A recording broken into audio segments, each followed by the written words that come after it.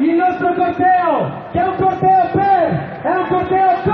è un corteo a favore dei diritti sociali, che chiede verità, che chiede giustizia a causa di una vergognosa ordinanza che hanno stesato perché potrebbe disturbare l'ordine pubblico operando le fandonie.